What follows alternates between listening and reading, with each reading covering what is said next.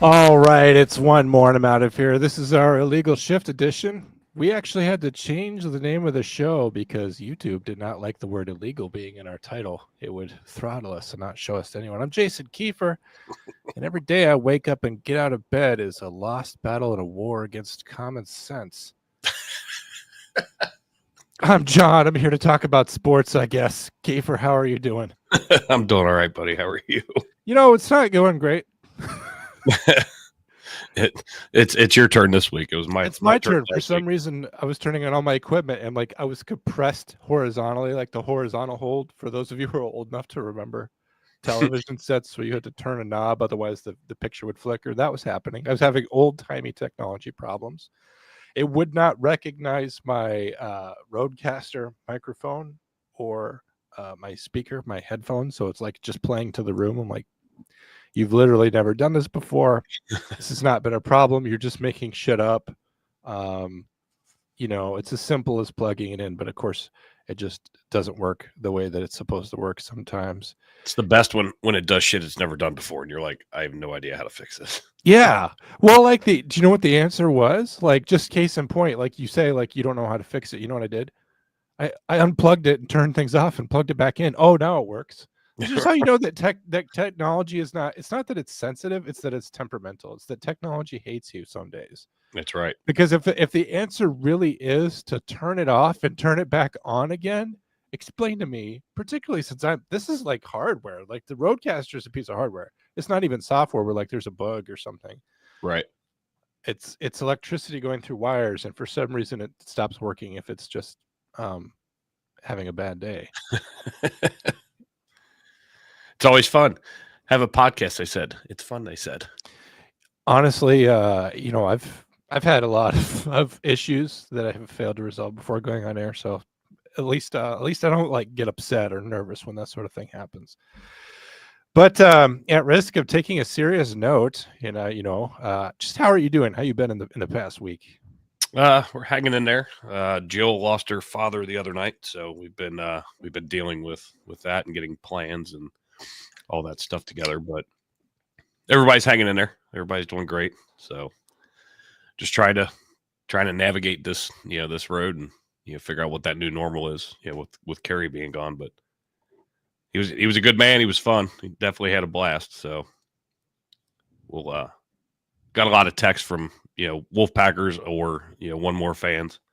So really appreciate that, and I've relayed all those to Jill, and anyone that didn't hit her Facebook or whatever, I relayed. So we appreciate it. Thank you. Yeah, my condolences to Jill and to the rest of you guys. What do you say? We all have to face losses, and they're inevitable, but it still doesn't help. You just have to go through that time of feeling what you're going to feel, and it's particularly sad because this is a cloud that's in the sky of a bright future for both of you. You're both going to have a wedding and a marriage and all this, and I'm sure that Jill wanted her dad to be there for that, and he was suffering too. So we've all had that, where it's sometimes it's a blessing that they're no longer suffering. So I don't know, but my condolences to all you guys, and it's sad, and it's really weird too. I was just thinking about just the way the coincidences work, because of course we have since the schedule came out in spring, we've been like counting down to December 9. Yeah. Cowboys Bengals going to be this big game, and then really the season fizzled out, and then it's just like, well, we're going to be doing this, and then I even canceled my night off because I didn't want to watch the game at home, and then you and Jill are both texting me saying, hey, we'll be friends no matter what, and I'm telling Jill, go to hell, I've written you both off already, and I'm telling you, like, yeah, I'll talk to you at halftime and all this, and then like you guys didn't even get to finish watching the game.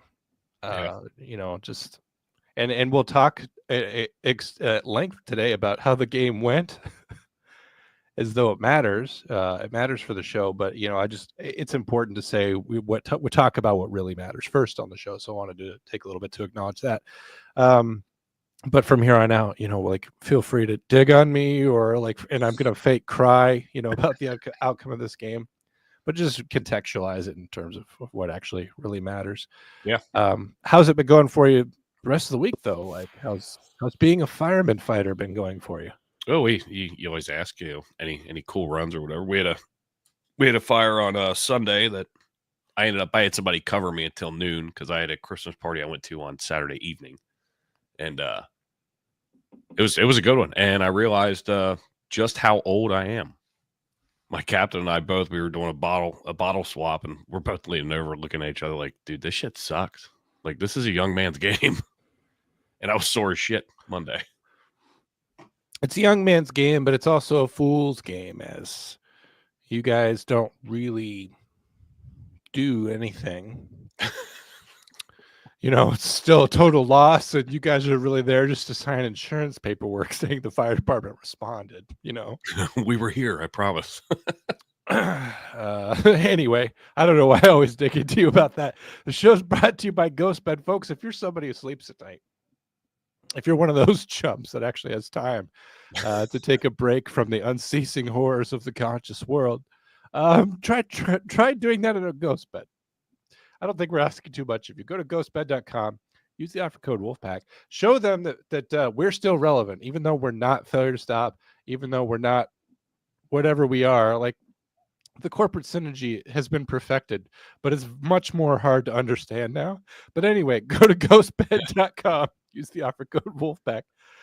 They use 100% naturally harvested human souls, fresh from the graveyard, with an electrified pool skimmer. They capture these ghosts and they convert them through an easy, organic, natural, sustainable, all-American process. They convert them into comfortable bed technology, adjustable frames, cooling mattresses. You can get a great night's sleep on a ghost bed. You're going to do it anyway. You might as well do it right. As for me, I continue to sleep in a pile of wild dogs underneath a bridge downtown because that is all I can afford. But don't live like me. Don't be a podcaster. Don't be a chump. Go get an actual ghost bed. We'd appreciate you mentioning us along the way, because that's what prevents us from an overact of slavery, being forced to do this show for no pay. So if you're against slavery and if you're pro-sleep and pro-yourself, go to ghostbed.com. Offer code Wolfpack. We'd appreciate it. Of course, also go to the Shield Box. Are you a cop? Do you just want people to think you're a cop? Well, whatever. That's what Shieldbox says. Go over to Shieldbox, get a subscription. They'll send you a box. It'll be sent to your house every month, reverse trick-or-treat style. It'll be full of all kinds of policeman equipment. Handcuffs, duty belts, whips, chains, all that tactical kink shit that all of you guys are into. You think you're a badass because you're a cop. Well, whether you are or whether you just think you are, Shieldbox will send you a box every month with cool tactical equipment. You could try stuff out, stuff you wouldn't normally use, stuff that might even save your life. Let's go over there, go to the Shield Box and check it out over there. We appreciate their support. The show is also brought to you by Lights Out, an Into Darkness novel by Nevessa Allen. The viral TikTok stalker dark romance burning with high heat, hilarious banter, and a love story like you've never seen before. Can you handle the ride? I want someone with a soul as black as night. Someone who would burn the world down for me and not lose a single minute of sleep over it. Trauma nurse Ali Capicelli doesn't need any more kinks. She likes the one she's landed on just fine. To her, nothing could top the masked man she follows online, unless one of those men was shirtless, heavily tattooed, and waiting for her in the bedroom. She dreams about being hunted in one particular, of him chasing her down and doing deliciously dark things to her willing body. She never could have guessed that by sending one drunken text, those dreams would become a new reality. Lights Out! It's a paperback novel by Nevessa Allen. You can find it on Amazon or wherever books are sold. That's right. That book supports this podcast. You totally should be an audiobook reader. I know. Kind of sexy, huh? Let's just be glad the cameras only have us from this far up, because we were both probably sporting a couple of Rangers, couple railroad spikes. All bricked up. All bricked up. Oh, wow. What's weird is that I've done it to myself. So, For me, sex is always a hypothetical exercise. It's always just something that happens in my mind. It's never something that's happening in my body. So, for me, that was as much of a thing that could ever happen to me. Should we talk about Joe Burrow being burglarized? That seems to be what the show's actually about. How fucked up is that? That he's getting burglarized, or that I just read an ad for like a weird sex book? All of it. All of it. What a weird couple of minutes. And we had just turned the corner around from some serious stuff. I'm here for it. I love it. Pretty upsetting. I've never been more upset.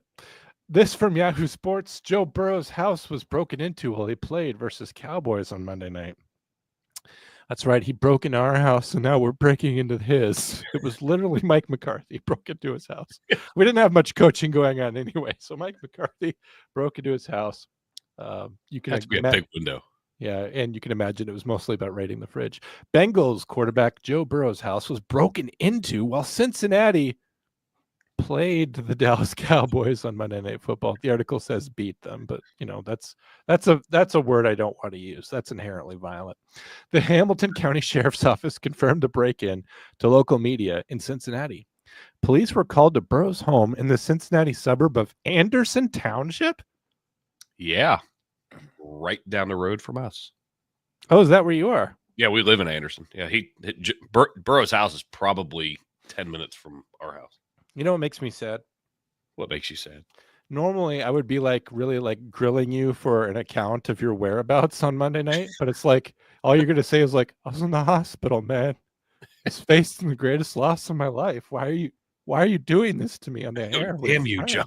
Damn you. So yeah, I can't like accuse you of burglarizing Joe Burrow's house. Yeah, I've got a good alibi. So well, yeah, why would you want to? He's your guy, you know? Anyway. I don't understand. Maybe because you like his fashion sense and you want his weird zebra stripe jumpsuit things. No, I fucking hate his fashion sense, by the way. Can we talk about that at some point? Oh, absolutely. Please. Go ahead and finish your article, then we'll dig into it. Statistics show that no twink has ever thrown a touchdown. Sorry, that was mean. I'm in a bad mood. Authorities didn't provide further details on the break-in. Neither Burrow nor the Bengals have addressed the news publicly as of Tuesday. Why would they? Why they're like, we're calling a press conference on my burglary.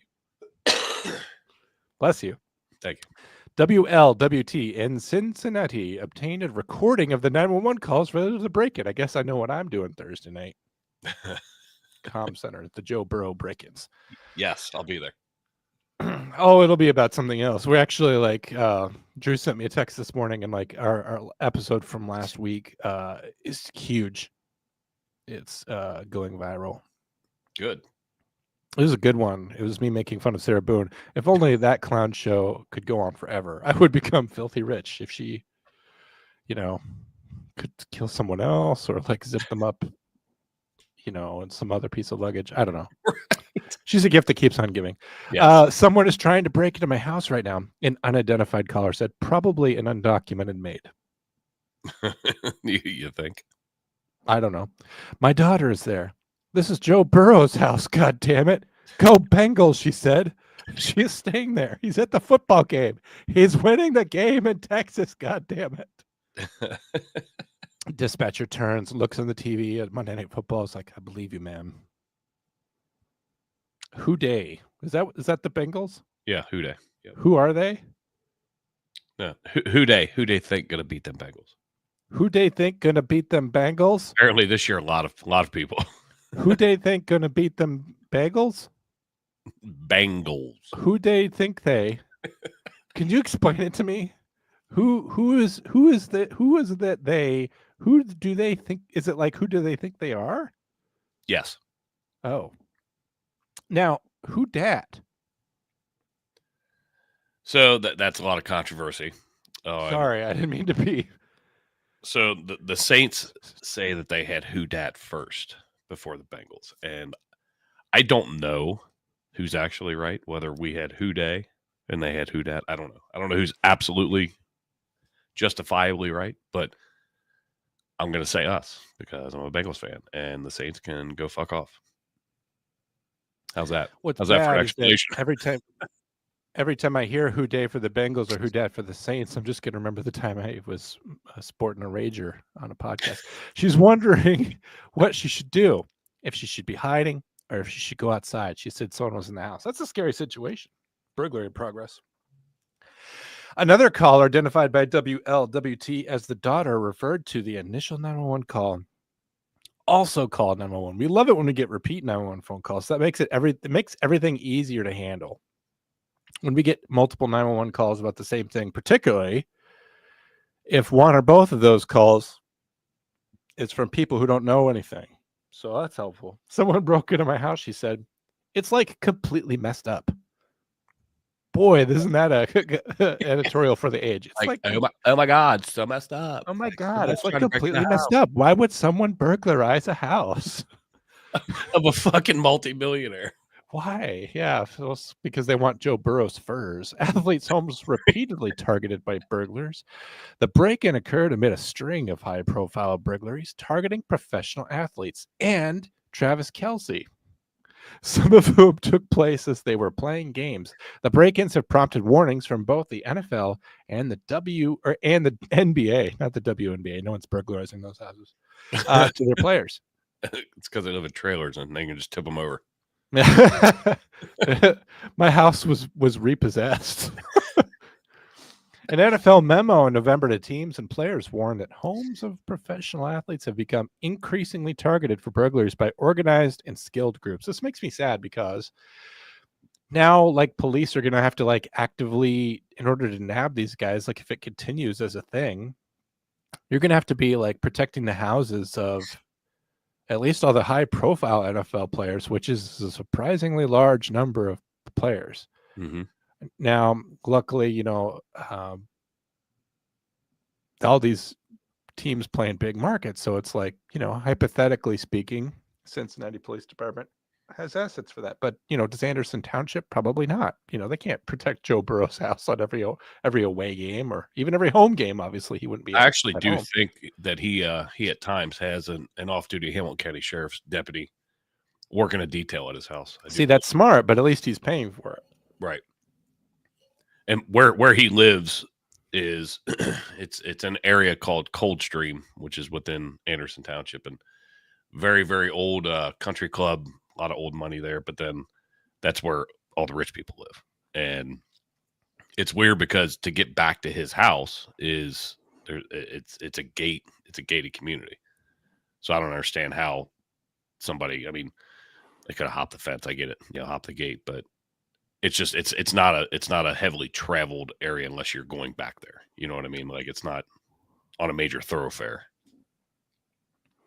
I got you. I get that you have an alibi, you have means, motive, opportunity, and you understand how it occurred. To me, I know that it wasn't you, but I don't know that it wasn't someone you're associated with. Anyway, the NFL memo in November to teams and players warned that homes of professional athletes have been increasingly targeted. NBA issued a warning the following day to its players, and the FBI took a break from trying to tarnish the image of Kash Patel, or whatever his name is, had connected burglaries of athletes' residents to reportedly well-organized, sophisticated rings that incorporated advanced techniques and technologies, including pre-surveillance, drones, signal jamming devices, duct tapes, repellers, grappling hooks, ropes, sneakers, lots of shushing. It's amazing. These guys were able to get in there. The homes of Kansas City Chiefs star Patrick Mahomes and Travis Kelce were both reportedly burglarized in October. Mahomes' house was reportedly broken into just after midnight on October 6th, a Sunday before the Chiefs played the New Orleans Saints. Who are that? At home on Monday night. It's unclear who, if anybody, was at home at the time of the burglary. Kelce's home was broken into Kansas City's game against the Saints. The back door was damaged, something that happens probably a lot at Travis Kelce's house, and $20,000 of cash was stolen, per a police report cited by the Kansas City Star. Did you get that joke?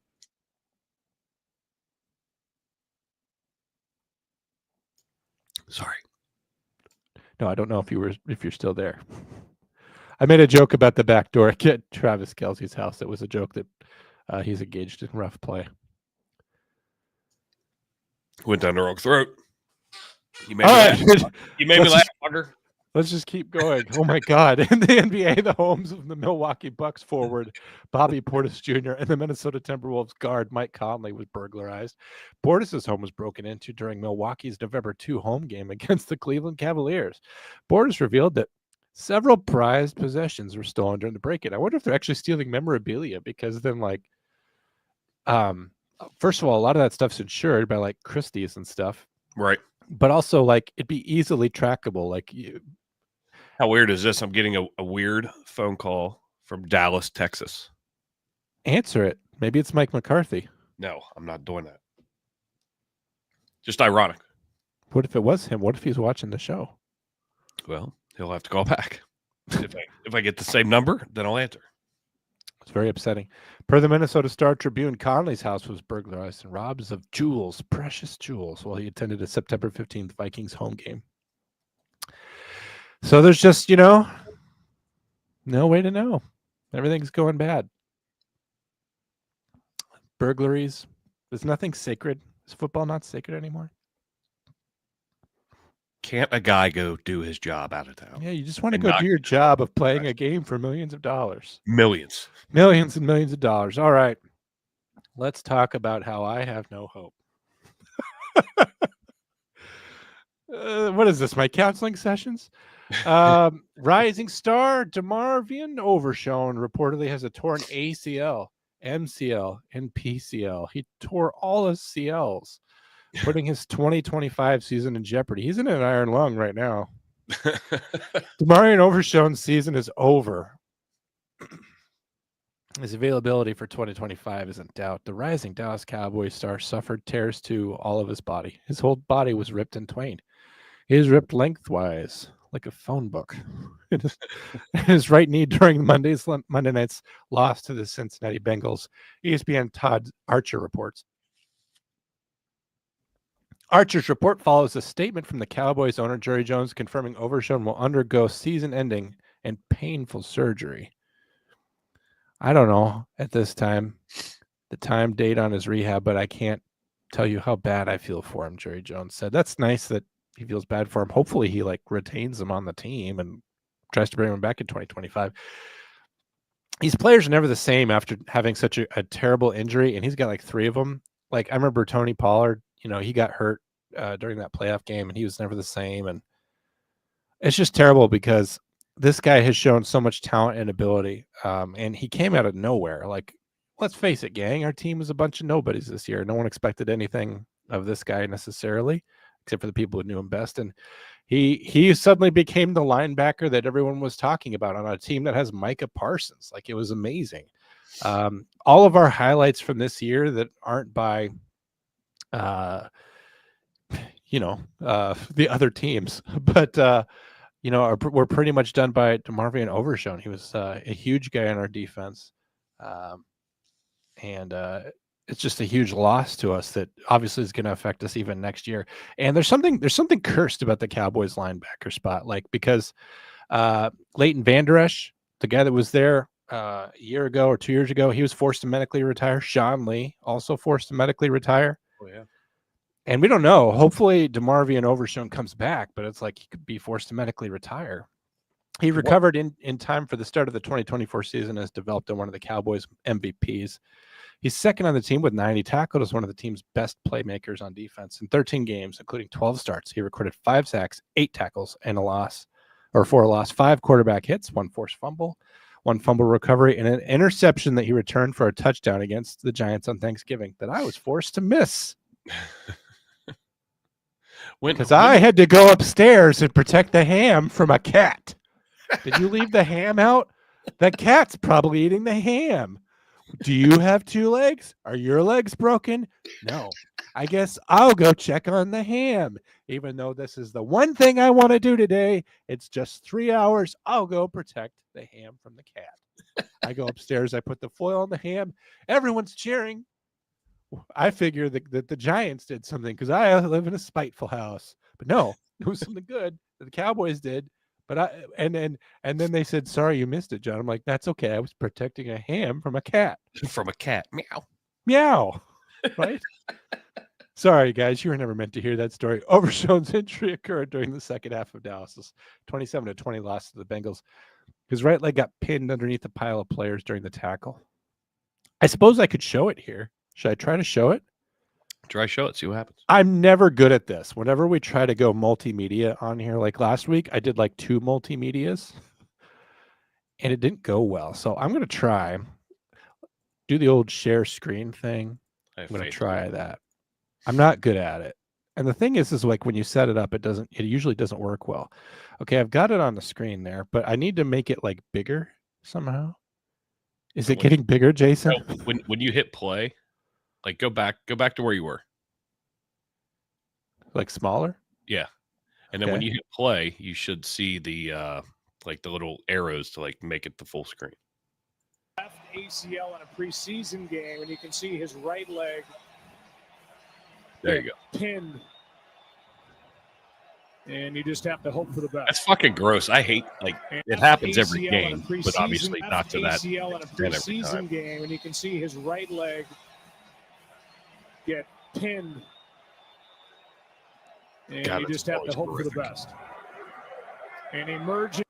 I have seen it 3 times, and I still don't understand what I'm looking at yet. Do you mind if I play it again? Go ahead. I'm a little slow.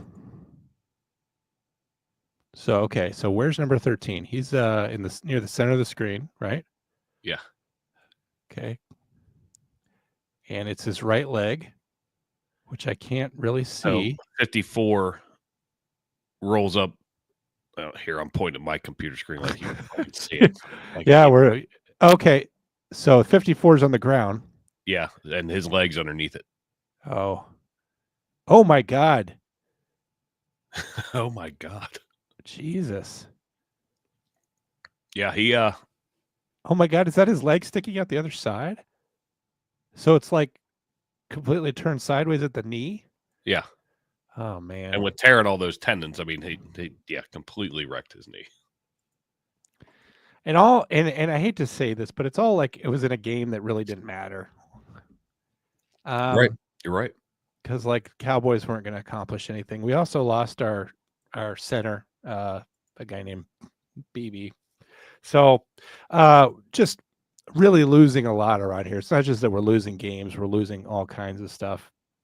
And I know that Micah Parsons was really emotional after that. He was emotional anyway. He was very upset about the way the game ended with the blocked punt and then kind of the muffed thing and get the turnover and the touchdown, and which was chakra shattering.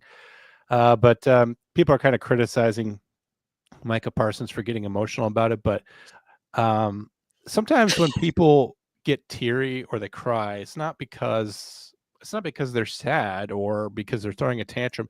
Sometimes frustration just comes out that way. When you're frustrated, sometimes tears come out, and that's also a very visceral response that you really can't fake. So to be honest, I would rather see him happy because we're doing well.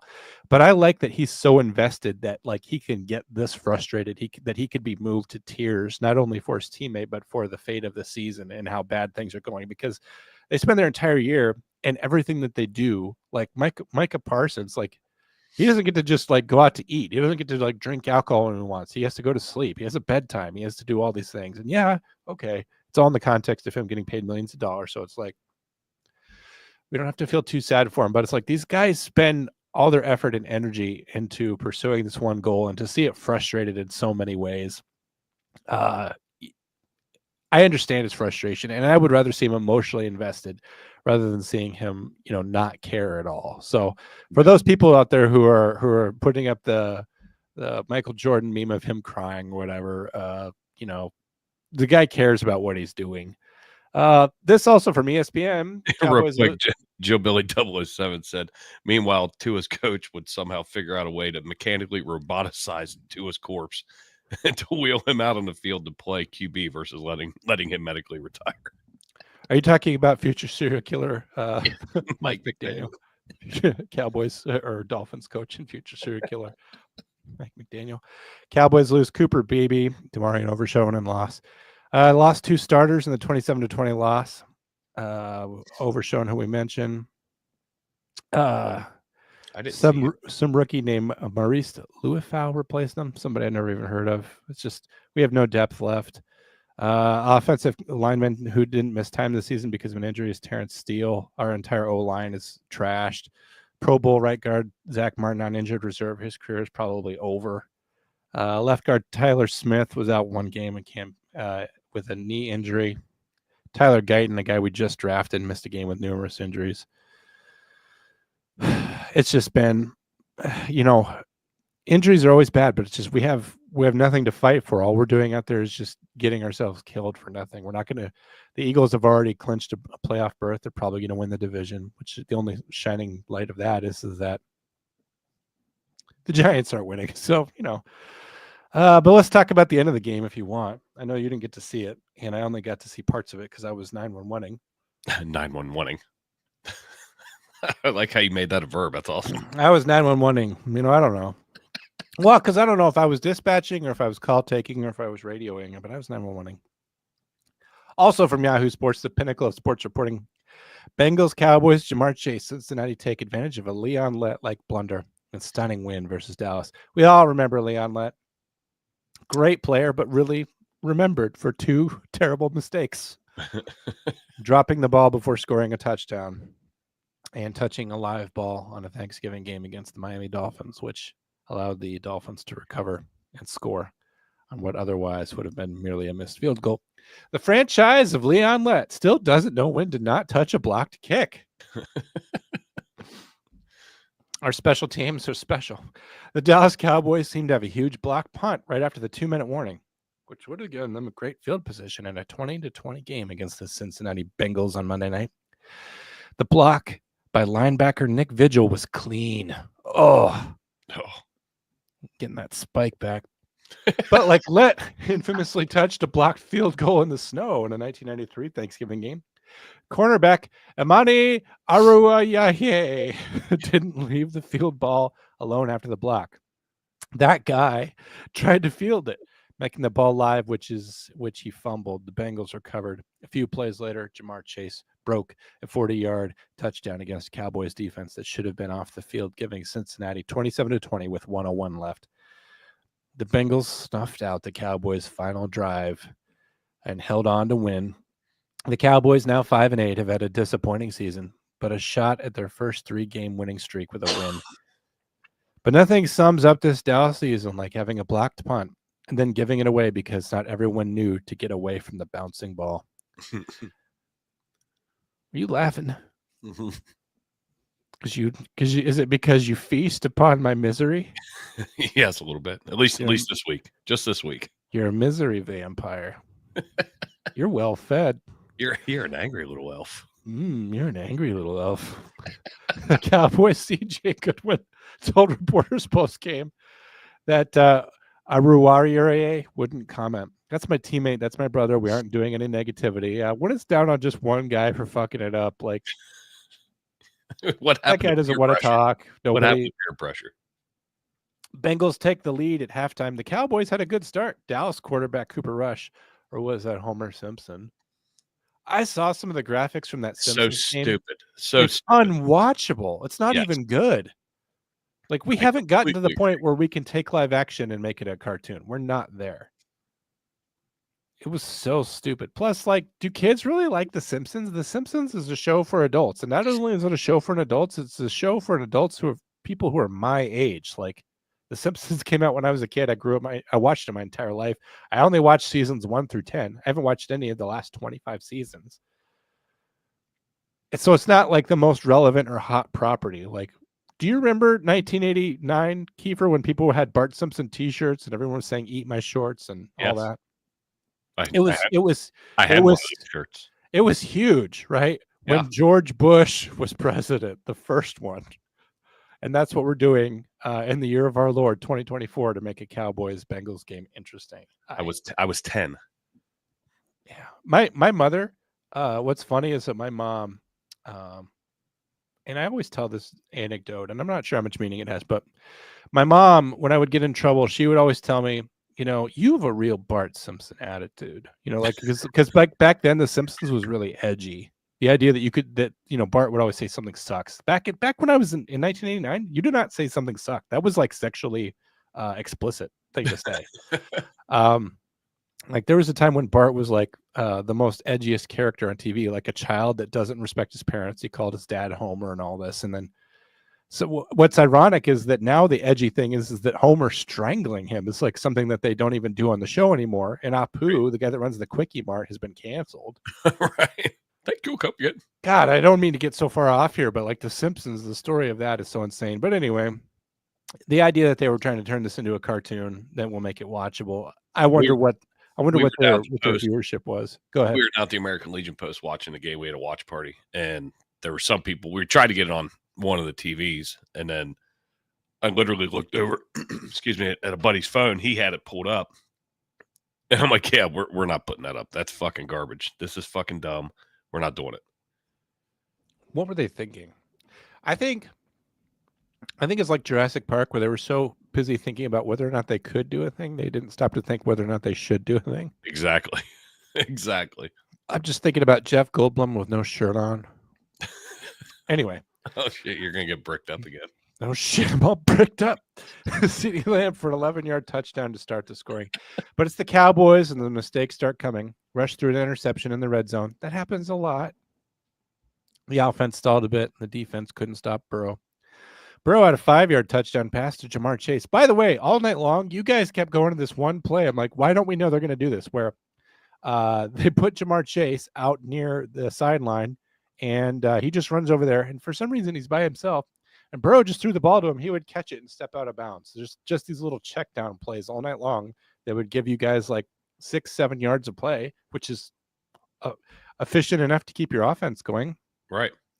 Why don't we do that? And why don't we stop you from doing that? Like this is the 2D chess that I'm trying to work out in my mind. What we just cannot accomplish. Anyway, Burrow had 207 yards. You must have felt good about that. 2 touchdowns at halftime, and the Bengals led 17-10. Burrow looked very sharp during the game, outside of his dress, not before the game. Right, as he has most of the season often avoiding the rush and keeping his eyes upfield to find receivers. Burrow led the Bengals to a Super Bowl a few years ago, but he might be playing the best football of his career this season.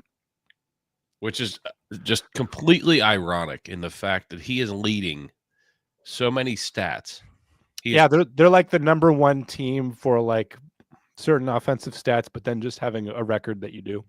Right. It doesn't compute to me. Like, well, it's the defense that's letting you down. I mean, absolutely. But you sit there and look at our record. You know, he's ranked first in passing yards, touchdowns. I just saw the stat, and then Jamar Chase is ranked like in the top 3 receiving stats. It's just it boggles my fucking mind. Here we are. Here we sit in this fucking sea of misery that is known as Bengaldom. Keep going. I want to feast. I want to feast. I want to see you sad and angry. I want you to feel like I feel.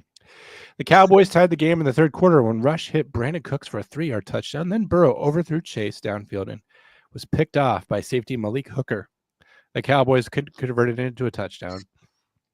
Got a field goal on the first play of the fourth quarter to take a lead 20-17. The Bengals 5-8 tied it 20-20 on a field goal after that. Both teams came in with losing records, but they put on a good show and set up some drama in the fourth quarter for a Monday night audience. The Bengals got lucky on what looked like a key turnover. Andre Iosivas, is he your guy? I don't recognize the name. So yeah, looked like he was stripped of the ball, but a replay review showed he never secured the catch as he was juggling it. But thank God he sucked. Otherwise, he would have had to pay for his mistake. So it was ruled incomplete. Burrow was sacked after that. Officials missed a clear face mask penalty on Dallas and punted it on the next play. Good job, officials. Yeah, shocker. Well, fuck. God's sakes, like we could just make this show about the refs. The Bengals got a stop and gave Burrow a chance to win the game. He was banged up on the previous drive, possibly on the sack, and ESPN showed him getting a brace on his knee before the drive was started with 5:31 left. The drive started well, 2 offensive penalties, but the Bengals into a 2nd and 26 and a short completion of a sack. Cincinnati punted. That was the 2-minute warning when the punt was blocked, leading the comedy of errors of the Bengals getting the ball right back. Micah Parsons. What's that? I said those sons of bitches. Those sons of bitches. Micah Parsons left the field before the time expired at the end of the Bengals Cowboys. Would never a good look, Micah, to be honest with you. Chase is having a monster season, and shortly after the gaffe by Dallas, he took a short pass, slipped by one tackle attempt, and took it for the go-ahead touchdown. Micah Parsons stormed off the field after the heartbreaking loss. The image is a good representation of the entire season. Yep, Joe Burrow finally got his win. It was the first win of the season in a game that Joe Burrow threw for over 300 yards. He was 0-5 entering the day. He had 5 games over 300 yards in which he did not win. Bengals are heading home with a win. Both teams are now 5-8 on the season. I'm not playing the whole Bart to Lisa touchdown thing. God's sakes. Let's see it still. Anyway, I'm wondering because I wouldn't mind showing like what exactly happened, the blocked punt. Should I show that? Yeah, you can show that. Yeah, why don't I show that? I should show that. We're a sports show, and I should show things, right? Do you think Chase Brown's going to get fined for jumping in the kettle? I hope not. I hope because not. somebody got to jump in there, and it's not going to be us this year. I like jumping in the kettle because, first of all, if I may actually answer that, yeah, the Lambeau leap is legal, right? When they started clamping down on all these things that players were allowed to do in celebrations, because the Packers are heavy hitters in the NFL, they said, but what about our Lambeau leap? That's the thing that we do, and they're literally making physical contact with fans, which, could easily lead to a lawsuit. If somebody gets hurt, gets a tooth knocked out by a helmet or something, like you could think of that might happen. I don't know that's going to be allowed. The thing is them jumping into the kettle, and I don't care whose team does it. And I get that it's a mark of disrespect if it's a visiting team. Right. But it does draw attention to the Salvation Army, which so far as I know is a good charity. So it's like, go ahead and show it. Go ahead and jump in there. Show the Salvation Army, get people to think about the Salvation Army. That's the whole point of that. So I'm going to go ahead and play this. If I may. You may. He says I can do it. I don't know why we're on this whole separate screen. Is it still working? It's not working. Yeah. No, when I click on it, it makes me want to go to X. Oh yeah, because it's a Twitter. It's embedded. It is. Well, I'm bad at podcasting. Hold on one second. I'll see if I can get this other screen up. You're fantastic at podcasting. You shut your mouth. Oh, I'm not great at it. Let's try this, guys. I love how the audio listeners have to put up with my shit. I'm not good at this. Here we go. We'll try this. Look at you. That's blocked. I can't believe we called Cincinnati out across the 46. It was blocked by Nick Turpin, if you can help it. That's blocked. When was that? A minute 55 in the fourth. Is that right? Out across the 46. It was.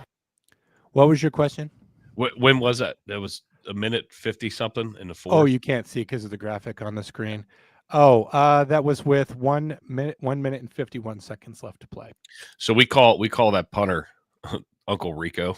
I don't know if you remember fucking Napoleon Dynamite, and his last name is Rico, spelled differently. I remember it. He's a hell of a punter, and the fact that guy, the Dallas guy, whoever it was that blocked it, shot right through. I mean, he came through like a fucking bullet. That's the first time I've seen it. I haven't seen it. I heard about it, but I haven't seen it. He came through like a fucking bullet, man. I have nothing to say. My heart's broken. We're the least professional sports show out there. You're like, we have an excellent breakdown of like what happened with this punter, and I'm just like, I'm sad. I don't want to talk about it. I just want to get on my phone. Quit speaking about it. I don't want. Hold on, my mom doesn't have hot water. I just can't. I'm just gonna get on my phone. I'm not gonna fucking talk about it. This is like the sports show where people get sullen and sad and throw a little tantrum. Nothing's gonna happen. We're passionate. That's why we're passionate. Yeah, I'm like Micah Parsons. Totally excusable. Did you want to talk about what's going on with Brett Favre and how everyone continues to hate that guy? So yeah, I literally just saw this the other day, and I'm not super familiar with it. and I was hoping you were a little bit more familiar. But I find it amusing. The guy just came out and said he had Parkinson's, and now I know. people are still gang piling on top of him. Which the thing is about that is that, so back up a little bit. Everyone's hating on him for stealing public money that was supposed to feed hungry kids. Whatever. Whatever. It's not the worst thing, trying to think of something that's worse. It's not like he gave nuclear secrets to China. He just stole money from the public. He just stole all of our money to enrich himself, and at the further expense of needy kids. I mean, that's not that morally reprehensible, right? Right. And then, let's not forget him sending the dick pic to the lady that hates him. Anyway, so he comes out in front of Congress, right? And he's just like, as you all know, this is personal to me because I have Parkinson's and it's too late for old Brett. And everyone's just like, oh. And they're like, will you sign my jersey? And this is a hearing about his wrongdoing. But because he busted out the whole I have Parkinson's, I'm going to be making the best milkshakes you've ever had. Everyone felt sorry for him. And they're like, they completely glossed over that he was there to testify about his malfeasance. But anyway, so it came out that he had Parkinson's. And then the lady that he sent the pictures to that was working for the Jets at the time, she said, Carmen never forgets an address. She doesn't feel for him. Only our congressmen were duped by that. Right. But other people were not so happy. This is from Yahoo Sports, the pinnacle of sports reporting. Former Jets pass rusher Mark Gastineau confronted Brett Favre about his NFL sack record grudge. A new documentary shows, which I haven't seen yet, former NFL Jets defensive end Mark Gastineau's 20-plus year grudge against Brett Favre, which is amazing because the Jets and the Packers are in separate conferences. They don't play each other that much. Right. How do you get a grudge against someone that you see every 4 years? Anyway, Jenny put in the chats, every girl's arch enemy, the unsolicited dick pic. Yeah. Well, the thing is that I would say that Jenny's probably been through something like that before, but I think most women have. Unfortunately, dudes need to put their shit away. You don't know. The thing is that it looks like a thumb and a turtleneck, and it's not sexy. It's not a good look. Look at this raging veiny thing. Ugh. It's not true. The camera does not add 10 pounds. No. And believe me, I worked in a prison. I've seen enough schlong that if you line them all up end to end, they all go from here to the moon in the back. And I've never seen one schlong that was like, wow, that's a fine member.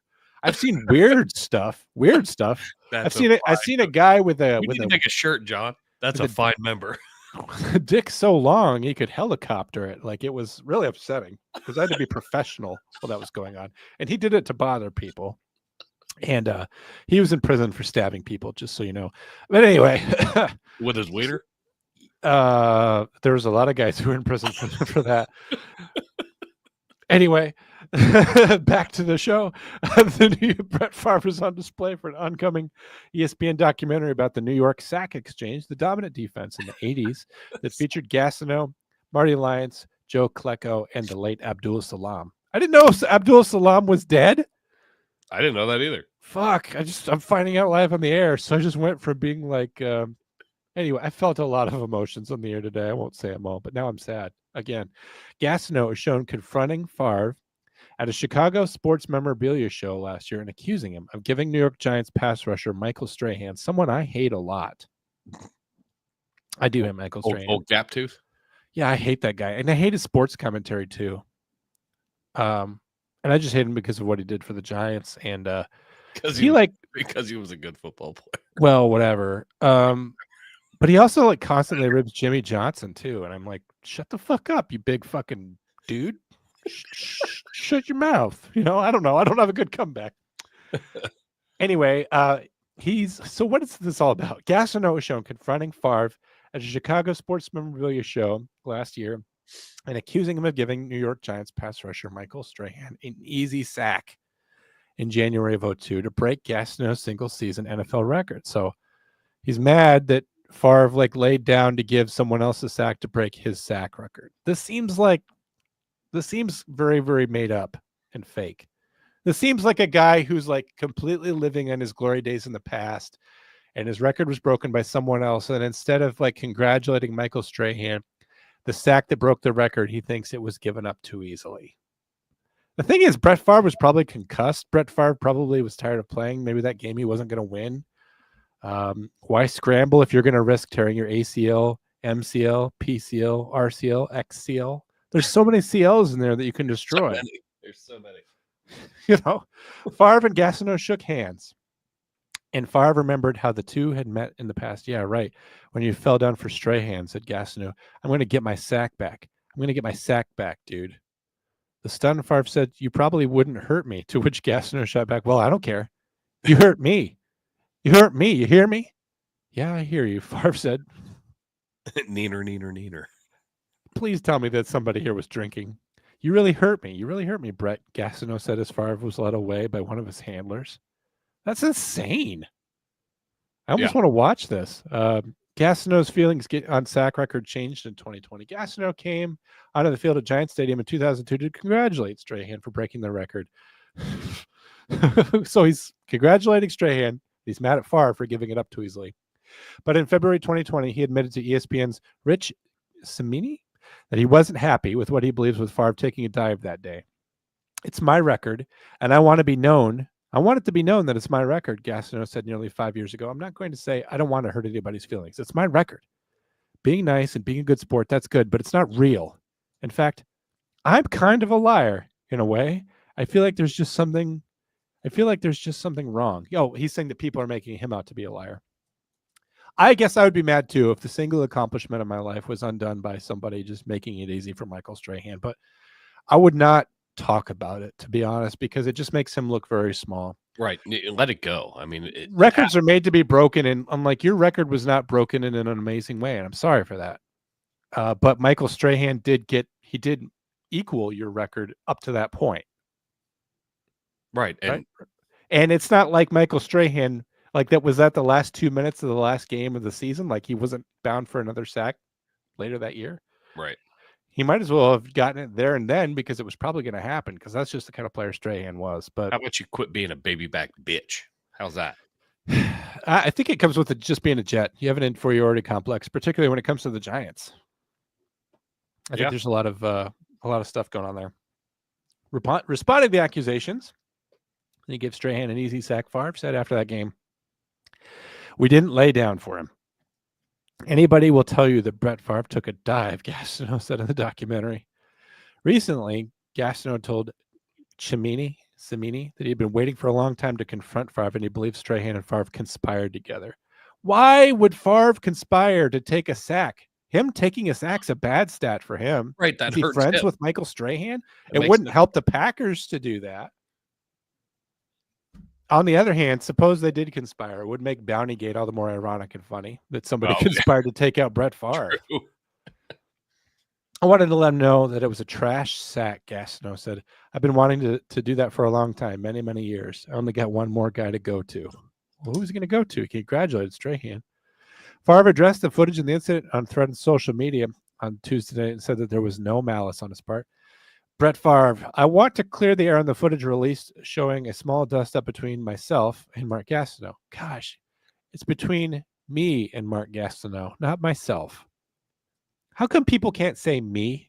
Cops are terrible at this. They don't know when to say I or me. They always say myself. Right. A flag on the play for poor grammar. 5 yards.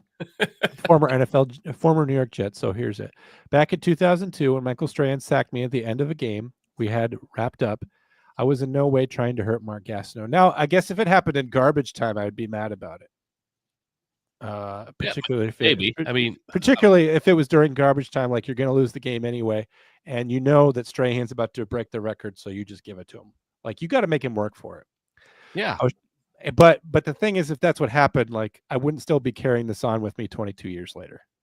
That's where my head is, in the fact that I'm still thinking about it. And I mean, I had to go back and look because I didn't remember Mark Gastineau. I had to go back and do a little bit of quick research, Wikipedia, whatever. But he wasn't a player that stood out, in the forefront of my mind. So I'm like, He says, I was trying to close out a game and squeeze the last bit of fun out of a hard-fought game. Well, giving up a sack isn't fun, Brett Favre. I booted out of a run thinking it would be wide open, saw Strahan standing there, and ducked down. The game was over. There was no need for me to do anything spectacular. It probably wasn't Michael's best sack or tackle for a loss. Yeah, if the game's over and he's coming at you, like, again, I made jokes about the PCL, the ACL, and all that, but, like, don't get hurt. Like, if Strahan's coming at you, and you're in 2002, Brett Favre was, he wasn't near the end of his career, but it was, I'm not sure it was still his best days. In an effort, in a different game or situation, I would have made a bigger effort, but at no point was I thinking about hurting Gastineau. Maybe it crossed my mind to help Strahan. I didn't think about it though. That wasn't my forte at the time. I just wanted to have, and then I'm being redirected to go towards Twitter, but I'm not falling for it, Elon. I see now being the sack king would elevate his value at card shows, strengthen his case for the Hall of Fame, including his demand as a public speaker.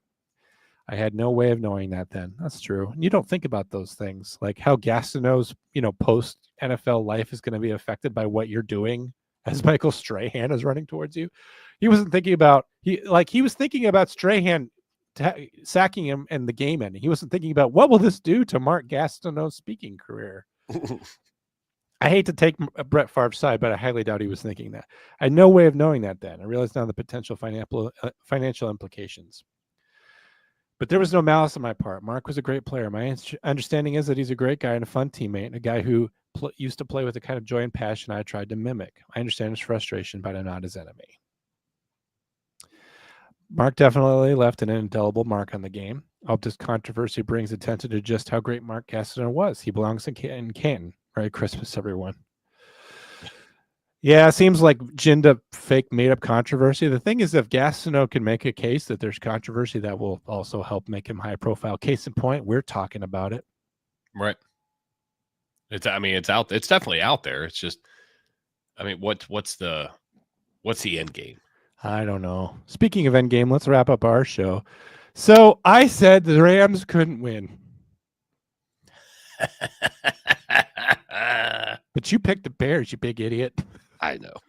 We're dumb. I don't even know if I need to read this article by the LA Times. Matt Stafford and Puka Nacua lead Rams to thrilling upset over the Bills.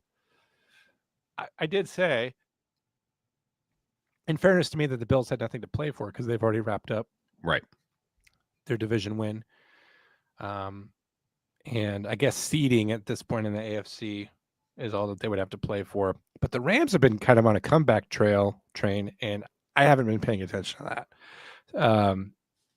Matt Stafford been radically increasing his game production over the last several games. So good for the Rams, sad for the Bills, I guess. But the Bills still got it all going on.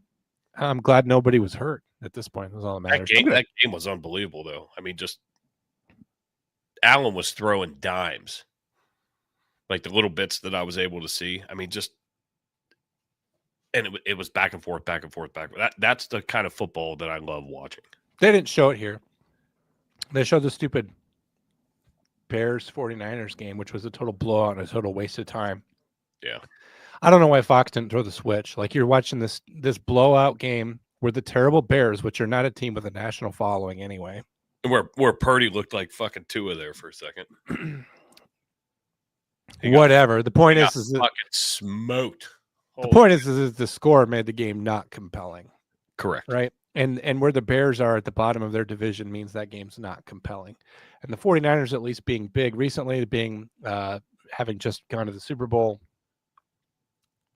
that makes that team compelling, but the Bears not compelling at all. But the Rams and the Bills, much more interesting game. They should have been showing that nationwide. That's what I'm majorly upset about.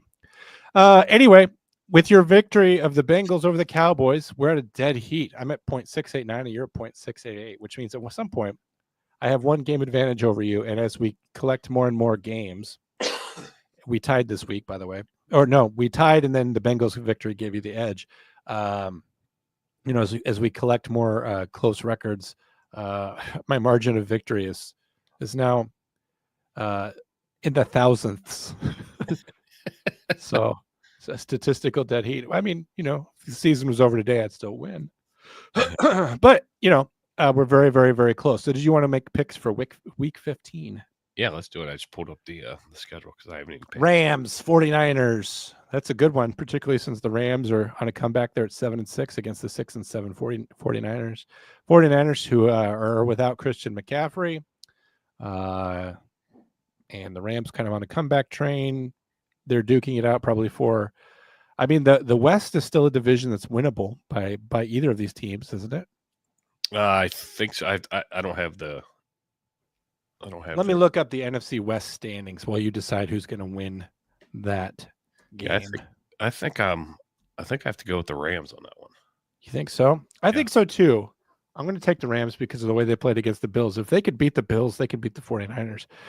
In the NFC West, the Seahawks lead the division at 8-5. The Rams are actually right behind them, only one game behind at 7-6. Cardinals and the 49ers are both at 6-7. So the Rams are resurgent at the biggest threat to the Seahawks in the NFC West. And if they can win out, of course, they can win the division. So we may be talking about division winning LA Rams here. So I'm going to take the Rams as well. Although I would prefer the Seahawks to win. That's just how I feel about it. I hate the Rams. Redskins, Saints. Oh, I'm going Redskins. Same. I hate the Redskins, but it is what it is. Well, the Saints, it's a trash year for them, which I'm not throwing stones at because it's a trash year for me. Chiefs, Browns. Who would you rather see win that game? Oh, fuck. I mean, I know who's going to win. I think the Chiefs are going to blow the Browns out, but the Browns have nothing left to play for. They've been eliminated from playoff contention. Jameis Winston just out there at this point, just having fun, which I love. Just spreading God's message. But the Chiefs still have something to play for. The standings, the playoff seeds still matter to them. The Chiefs have something to prove too, because they're like, in terms of their point differential, they're the worst 12-1 team in NFL history. A stat which really hurts me that people are going to talk about how they're the worst 12-1 team. I'm like, my team's 5-8. Like right. I'd rather be the worst 12 and whatever team ever. Yeah, I'll take that stat. It's fine. I don't know what they mean. They're just trying to, and I don't like the Chiefs.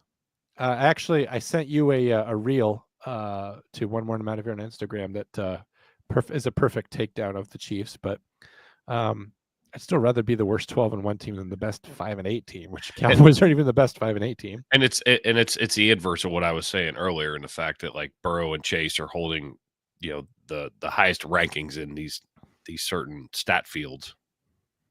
And they're 5-8 or whatever. So it's the inverse of the worst 12-1 team versus we're the worst 5-8 team because we should be 12-1 or whatever. Not saying we should be 12-1, but it's a little bit ridiculous when you look at how the numbers are skewed. Cincinnati Bengals or Tennessee Oilers? Who do you got? I'm going Bengals. I'll take the Bengals as well. Oh shit! What? What? I love it. You're taking the Bengals. The Bengals can win. I am aware of it. Believe me, I'm so aware. Dolphins, Texans. I wonder what the temperature will be because the Dolphins are like 0-5 the last 4 games that have been below 40 degrees. Well, they're at the Texans, and the Texans playing in a dome. Oh, yeah, I see that here. I'm clicking on at. They're playing at Reliant. I think it's going to be a balmy 70 degrees. It's probably going to be room temperature there. Right. I'm going Texans. I think so. The Texans have been slipping a little bit, but they still have something to play for. They're going to be fighting hard. The Dolphins obviously are out of contention for their division. I want the Texans to win. I want to see CJ Stroud kind of come back resurgent. That would be nice. Yep. So I'm going to take the Texans. I think that would be good. How do I properly refer to the Baltimore Ravens? Cleveland Browns at New York Giants. the former Cleveland Browns. The former Cleveland Browns. I'm going Ravens. Not to be confused with the former Baltimore Colts. Correct. Ravens. I'm going to go with the Ravens as well over the G-men. Fuck those dudes. I think right now we've picked the same. We picked all the same. The Giants are currently headed towards overall number 1 pick in the draft. Yeah. Jets, Jaguars. I want to apologize to everyone for making that sound. Wow. Watching the Jets explode has been great. Did you see that press conference last week where they're like, where they're talking to Aaron Rodgers. He goes, "What does it mean to you for this team to have missed the playoffs every year for the last 14 years?" He's just like, "I've only started for one. I don't know." Right. It's like It's not his fucking problem. it's only one losing year. Like, why are you like? He's like, "Do you realize that when the Jets started losing and not going to the playoffs, I won the Super Bowl that year. So why are you asking me about the Jets not going to the playoffs the last 14 years? 14 years ago, I won the Super Bowl." This is a really stupid question on the part of the press. I'm going to go. Both teams are 3-10. I honestly think the Jets will beat the Jaguars. Duh. Are you saying yes to that? Yeah, I'm going with Jets. I already said Okay. Jets. He's I was here. kind of hoping you would take the Jaguars. Yeah. Oh boy. Yeah. Fuck. Now we've got this one. What does John do? The Panthers have been playing really well. Their record doesn't reflect that at 3-10, but they've been hanging in there with some of the biggest teams. Like they only lost by a touchdown to the Eagles, who are winning the division. They came within a field goal of beating the Chiefs.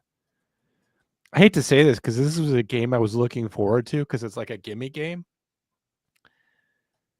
I think the Panthers are going to win. Not only that, but historically, the Panthers have always kind of had the Cowboys number. The Panthers have always just been one of those teams. I'm going to bust out a terrible stat for you. Are you ready? Yeah. Cowboys haven't won the Super Bowl as long as the Panthers have existed. So the Cowboys can go to the Super Bowl in an NFL that doesn't have 32 teams.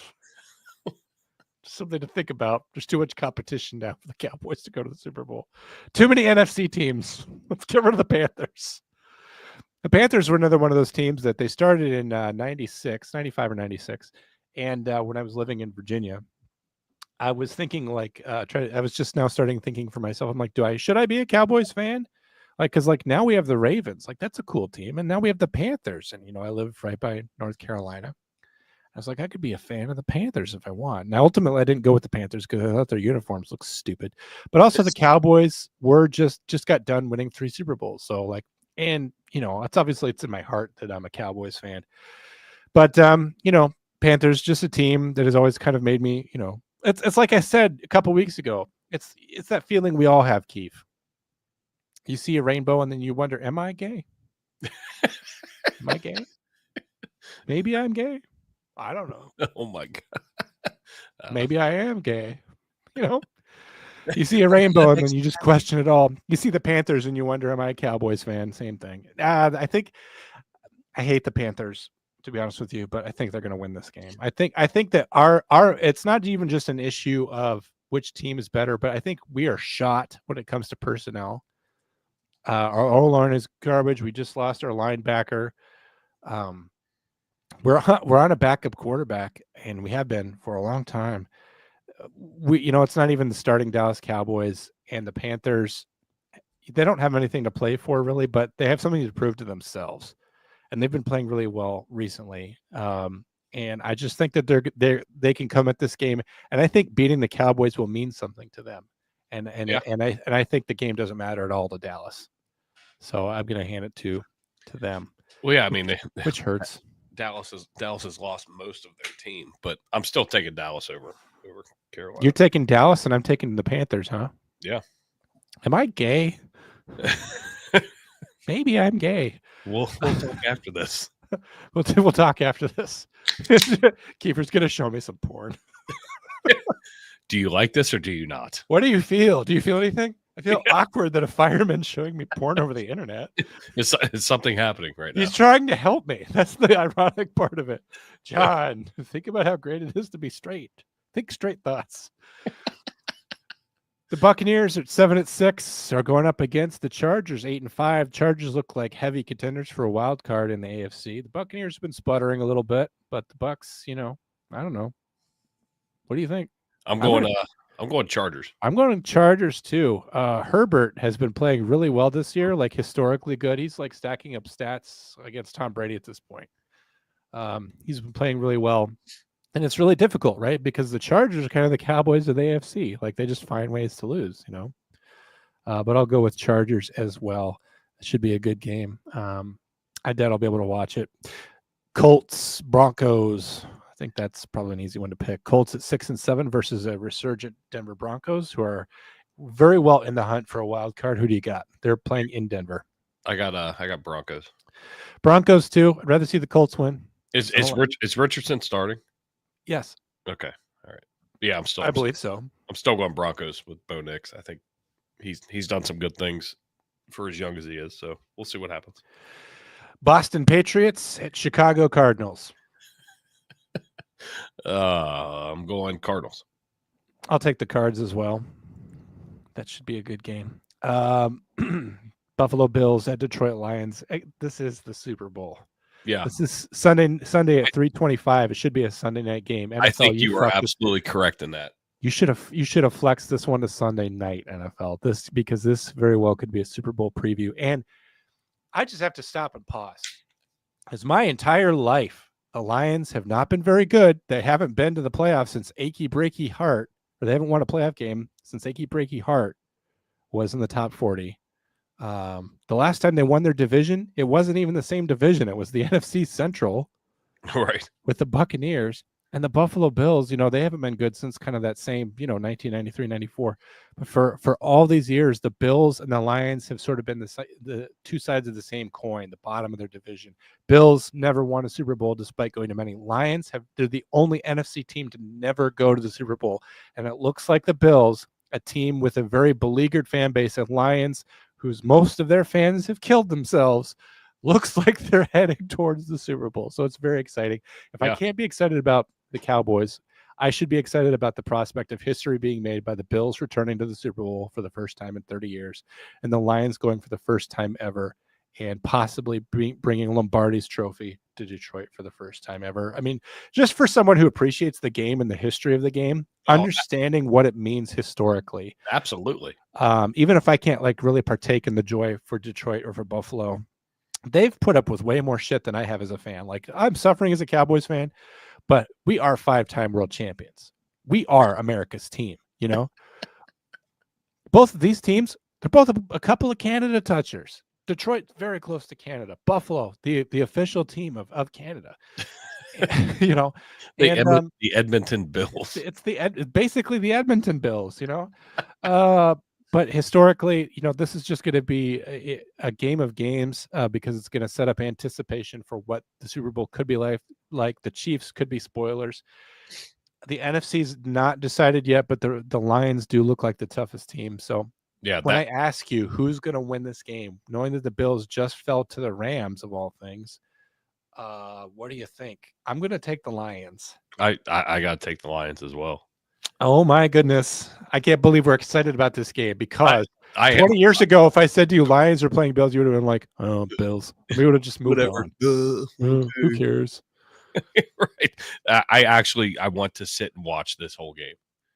It's going to be good, guys. That's kind of the game of the week would be Bills, Lions, easily. I'm going to take the Lions, but I think it's going to be a slugfest, and I wouldn't be surprised if I got this one wrong. So curious what will happen there.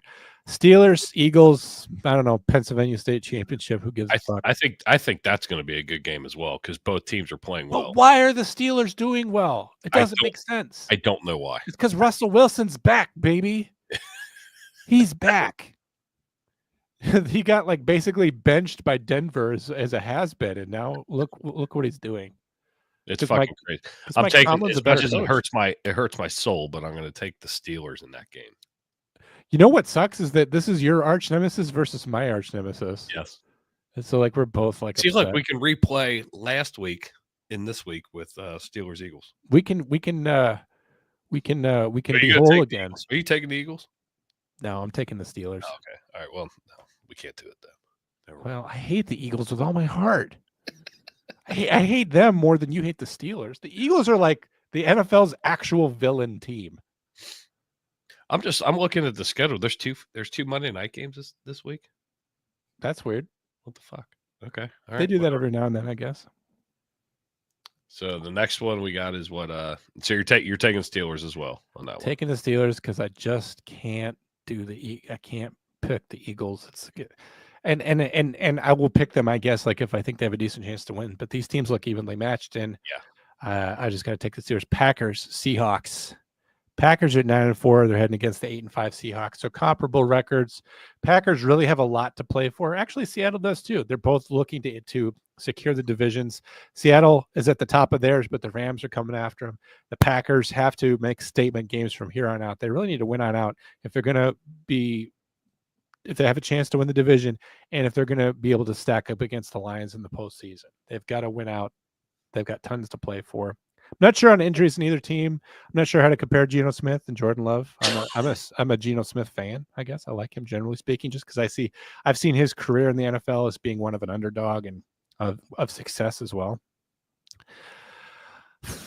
I think the Packers are going to win. I saw them play on Thanksgiving, and I thought they were a good team. Is that who you're picking? I'm picking the Packers, yeah. Well, just to make it dicey, I'll take the Seahawks. I know if we don't pick at least one game that's different, there's no reason to make picks because we'll just be like, oh, well, we're just the same next week.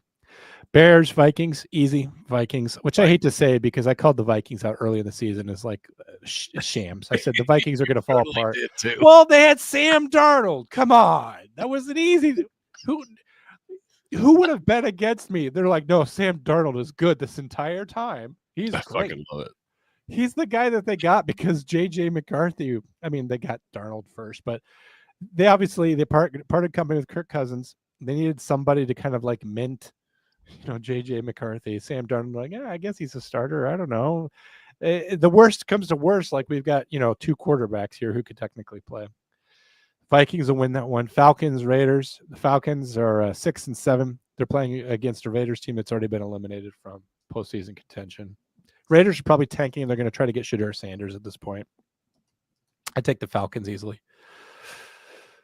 Let's see. Sorry, I was responding to a comment. Yeah, I'll take Falcons. I'll take over the comments. All right, that's it for week 15. I wanted to address everybody in our chats. Thank you, Foxy, who's asking about my questioning of myself. I'm going to go have sex with a woman right after this, guys. I'm going to make love to her. And I'm not even going to pay for it. Not even going to pay for it. This has been such a weird show. It's been a highly sexual sports show. Yeah, Jill, anything I could do to cheer you up, even at my own expense. I have no dignity left. Like this is the 90s, John. Also, Jenny's here. I feel like I missed out on a lot. Shaking my head. My mother-in-law just showed up. Took the toddler. Oh, you missed out on a lot. But you can always watch the replay. Or if you want, I'll just call you and completely replay the show. I'll just improvise the end of the show for you. We could conference call. Yeah, we should. We should just do since this episode's just weird. Personalized cameos. We should do private cam shows. But they're sports. They're not sexual. In my years of emergency department life, never a pretty dick. But the best pair of tits were on an 80-year-old woman, so it was impressive. What it must be like to be a nurse or a firefighter. I'm so lucky. I never actually have to see these people. They're all just hypothetical to me when I talk to them on 911. All right, guys. That's it for the show. And what a show. I wanted to say thank you. That was a fun one. Thank you again to Filthy Smut Books for supporting this show. All the more relevant after some of these comments. We appreciate it. We hope you guys are being safe, warm, dry, making good decisions, not setting things on fire or whatever. Vince Papalian, Invincible. Yeah. Jill, I think you're referencing the Eagles being the villains. You know what's funny is that they're the villains in real life, but in every football movie you watch, the Cowboys are the villains for some reason. I own that movie. I own Invincible just because I like Mark Wahlberg, and it's a cool story. A walk-on going to great success in the NFL. But yeah, like the last team is the Cowboys. They're the bad team, and the same in Little Giants, and the same in Jerry Maguire. Because that was at a time when the Cardinals were in the same division as the Cowboys. Everyone makes the Cowboys out to be the bad guys, and you know why? It's because movies are about underdogs, right? They know that they can't make a sports movie about like the best team, the most wonderful team, because it's not compelling, dramatically speaking, for a non-sports audience. So it's always like the underdog, right? It's Rocky, going up against Ivan Drago. The Cowboys are our Ivan Drago. We're a team that could kill other people. Of course, we're going to be seen as the bad guys, but we're the best. Even though I have nothing mathematically to show or back that up in the last 27 years. Cowboys are America's team, whether you like it or not. In case in point, they're the most watched game on Thanksgiving, even though the Cowboys did not have a starting quarterback, or the Dak Prescott wasn't there. And the Giants, a terrible team with nobody's watching, and they didn't even get to start with their funny, ironic DeVito quarterback. You bring up a valid point though, like the fact that they're the most watched, and it being America's team, and with my buddy Kevin giving you shit, and the fact that I didn't get to vote on that, but it's been brought into people's traditions for Thanksgiving to turn on the Cowboys, even if you're not a fan of either team. It's the Cowboys are playing on Thanksgiving, turn the game on. So the Cowboys have been brought into everybody's homes. I'm not a small man. I'm not a petty guy, but I have been wrestling with Kevin in my brain ever since I found out about this. In the showers, I'm having hypothetical arguments where I say, oh, Kevin doesn't like the Cowboys are America's team. He doesn't understand why. He said he never voted for it. And you've been having rub and tug struggles in the shower thinking about Kevin. He's making a great point how we never voted for America's team. It's a great point. But you know what? It's also a stupid point because we don't vote on where America's capital is. We didn't vote on whether or not to go to the moon. We just do great things, and we picked the Cowboys to be America's team, and I'm sorry you don't get a vote. But you would have voted wrong anyway. Oh, I love it. God, I love when you go on your rants. I like how a soccer fan is just chewing me out here, too. Jenny's like John and his delusions. Do you really want me to come on this show and be reasonable about things? Things are not going well. I'm not, I do some of that, but it's just come on, let's have a good time. I'm allowed to have a good time because it's not the Cowboys aren't doing it for me. I might as well have a good time by myself. That's right. Right there. Speaking of the shower. All right, guys, we're going to be heading out because this is the filthiest episode I've ever done. It's all because of that book. That's right. We started off on the dirty train, and I like it. I'm here for it. Yep. My algorithm's going to be all screwed up now. Damn the algorithm. All right, I'm going to go eat some eggs in my car. Kiefer, I'll catch up with you. You be safe. Again, in all seriousness, if I can pivot just back to that, just condolences to everything absolutely going on with you guys. And sorry for everything that's happening. And, I hope that you guys are still having a merry and bright season. There's still so much to be joyous about, even in loss. The joy of having a loved one, having someone in your life that meant a lot to you. You said that he called you every day, and that you had a wonderful relationship with him, and that even though you haven't tied the knot yet, that he was a father-in-law figure for you. That's something to be grateful for. That's a gift this Christmas season. And I guess I'm sure you are, but I'm encouraging everybody out there to be grateful for the gifts that they have in their life. Yep. Whether it's friendships or family members or whatever, even in the midst of heartbreak and sadness, there's a lot to be happy about this Christmas season. So lean into the joy if you can. It's not always easy. It's a depressing time of year. I'm the saddest person I know. But I want to encourage you guys to be happy and focus on the good things if you can. But we'll catch you back here next week for another scintillating and fun, impact, thrill ride, no holds barred, beyond comparison episode of this fucking sports show thing that I do for contractual reasons. All right, guys. Catch you next week. Thanks, guys. I don't know what we say at the end. I'll catch you later. Keith. Check you later. Bye, Keith. I love you, John. You realize the Cowboys and the Bengals are going to play each other for a strength of schedule game next year, right? I hope so. God, we got to go through it all again. See you next week. Bye, everyone. See ya. Bye.